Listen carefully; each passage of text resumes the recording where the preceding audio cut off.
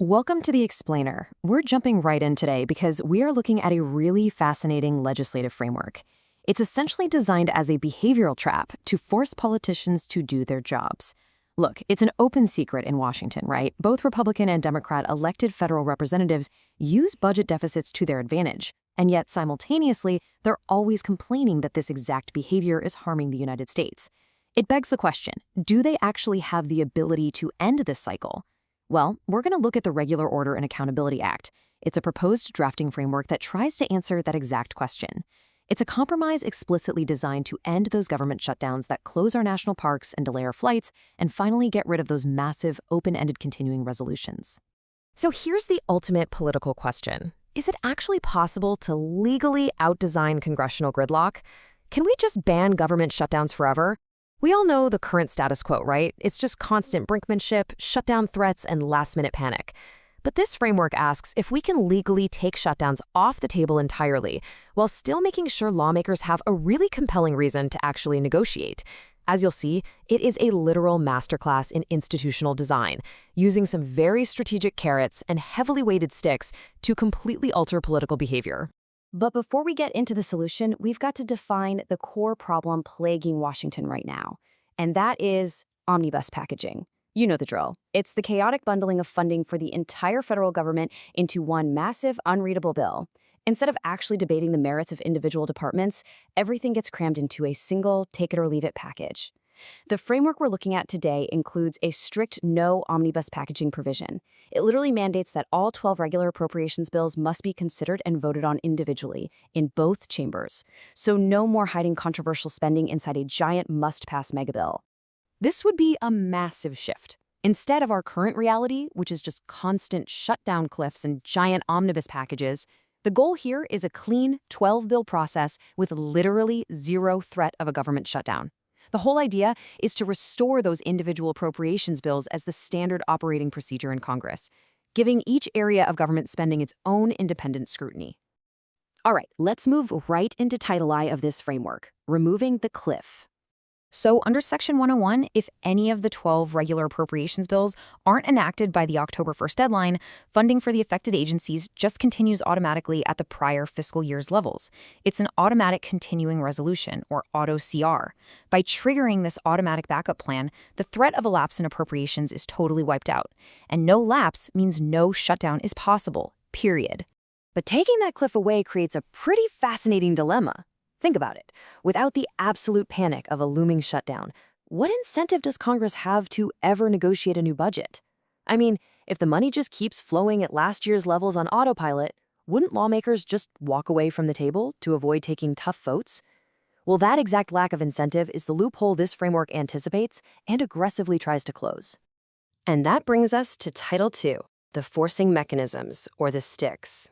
This is where the framework turns into a meticulously designed pressure cooker. It replaces the threat of a shutdown with intense, unavoidable personal and political pain for lawmakers. As you can see on this timeline, month by month, the vice just tightens if they fail to pass all 12 individual bills. Starting May 1st, their recess is restricted. By October 1st, if the job isn't done, their pay stops and the auto funding begins. 30 days later, a narrow emergency valve opens. And finally, 90 days past the deadline, actual compounding budget cuts begin hitting federal agencies. Let's break down these painful forcing mechanisms, because they are intense. First up, the crucial point here is the direct financial consequence to the lawmakers themselves. This is the no budget, no pay mandate. If Congress hasn't adopted a budget resolution and passed all 12 bills by October 1st, member pay is completely withheld and placed into escrow. And here's the kicker, you guys. There is absolutely zero possibility of back pay for the period those funds were escrowed. None. It is a permanent financial hit to their own wallets for non-compliance. And this isn't just some wild pie-in-the-sky idea. It's actually modeled on the bipartisan No Budget, No Pay Act introduced by Representatives Huizenga and Peters, which just goes to show that both sides of the aisle do recognize the need for real personal accountability here. Furthermore, to make sure they can't just fly home to escape the pressure, they are legally restricted from taking recesses longer than 3 days between May 1st and October 1st. They literally cannot adjourn for a longer break unless all 12 appropriations bills have passed their chamber individually. It essentially traps them in Washington. No long weekends, no extended breaks until they actually do the job they were elected to do. Now, to make sure that automatic funding doesn't just run on autopilot forever, a broader financial pressure valve kicks in. We're talking about a compounding 1% cut to discretionary funding for every 90-day period they are late. It's designed to make the status quo increasingly untenable for everyone. However, it specifically carves out exemptions for defense and veterans accounts. This reflects a deep bipartisan concern that flatlining or cutting funding in these specific areas would severely harm military readiness and disrupt established pay schedules for current and former service members. Okay, let's look at Title III, the bipartisan escape valve. Because what happens if things genuinely break down despite all this pressure? What if there is a true intractable logjam on just one or two of those 12 bills? Well, the framework builds in a very carefully guarded emergency release valve. First, you have to wait 30 days past the deadline. Then, both the chair and the ranking member of the relevant appropriations subcommittee, meaning both the majority and minority leaders, must sign off jointly certifying that regular order has totally failed. Only then can they use a narrowly scoped reconciliation process, which is basically a legislative fast track, to pass the spending levels. And to stop anyone from sneaking in unrelated policies, a strengthened Byrd rule applies. That means any non-spending add-ons require a nearly impossible 60-vote threshold to survive.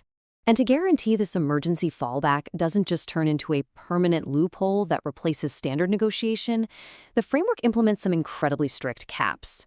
For one, the emergency valve can only be used once per fiscal year. On top of that, any bill enacted under this emergency process automatically sunsets. Basically, it expires completely after one fiscal year unless it is formally renewed through the regular 12-bill order. Moving on to our final section, trade-offs and unresolved risks. Of course, in the real world, institutional design is always a bit of a game of whack-a-mole, right?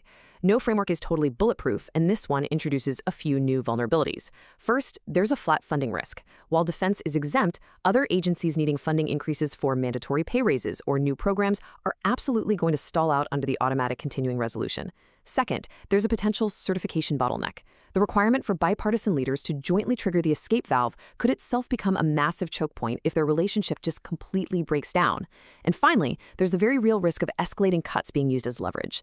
The 1% compounding cuts are meant to force a deal, sure, but a minority party could theoretically stall in negotiations on purpose, knowing that the resulting automatic cuts will slowly erode the majority party's preferred programs. Ultimately, this explainer leaves us with one really provocative thought to take away. We know both Republican and Democrat representatives use budget deficits, and we know they both complain about the harm it causes our country. This framework actually offers a meticulously designed path to end the endless cycle of shutdowns and massive omnibus bills. But the core question remains. Will this intense, escalating carrot-and-stick approach finally compel Congress to sit down and negotiate individual bills like they're supposed to? Or will lawmakers simply find a clever new way to break the system? It's a fascinating look at how rules shape political reality, and definitely something to keep in mind the next time a budget deadline approaches. Thanks for joining me on this explainer.